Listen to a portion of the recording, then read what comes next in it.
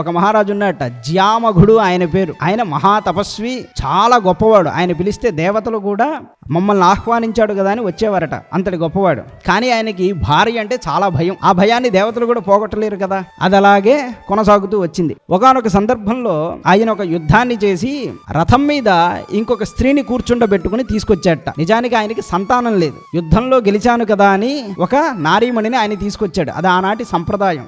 భార్య అతన్ని చూసి వెంటనే, ఒరే దుర్మార్గుడా, నా స్థానంలో ఇంకొకరిని కూర్చోబెట్టుకున్నావు, ఎవరామెడా అని అడిగిందట. అడగగానే ఏనన్నాడు, అయ్యో నీ కొడుక్కి భార్యను తీసుకొచ్చానని అబద్ధం చెప్పాడట. మనకి సంతానమే లేకుండా నువ్వు కొడుక్కి భార్యను ఎట్లా తీసుకొచ్చావని ఆమె నవ్వింది. విషయం అర్థమైపోయింది ఆమెకి. నువ్వు ఇంకొక ఆమెను ఎలా తీసుకొచ్చావు అనగానే, అంటే మనకి పుట్టబోయేటువంటి వాడికి పెళ్లి కూతుర్ని తీసుకొచ్చానని చెప్పాడు ఆయన. అదిలా సాధ్యం అవుతుంది? దేవతలు చూసి ఆయన ఇబ్బందిని నవ్వుకున్నారట. అయ్యో, ఇలాంటి పరిస్థితిలో పాపం ఈయనకి సహాయం చేద్దామని, అప్పుడు ఇంతకాలం సంతానం లేకపోయినా ఇక మీదట సంతానం కలుగుతుందని చెప్పిన తర్వాత దేవతల యొక్క వరప్రభావం వల్ల ఆయనకి ఒక కొడుకు జన్మించాడు. ఆయన పేరే విదర్భుడు అన్నారు. ఆ విదర్భుడికి వయసులో పెద్ద ఆవిడైనటువంటి ఆవిడనిచ్చి పెళ్లి చేశారు. ఆనాడు అలా జరిగింది. అయితే అన్ని చోట్ల అలా చేయకూడదు సుమా. ఇది దేవతల యొక్క వరప్రభావం వల్ల జరిగింది.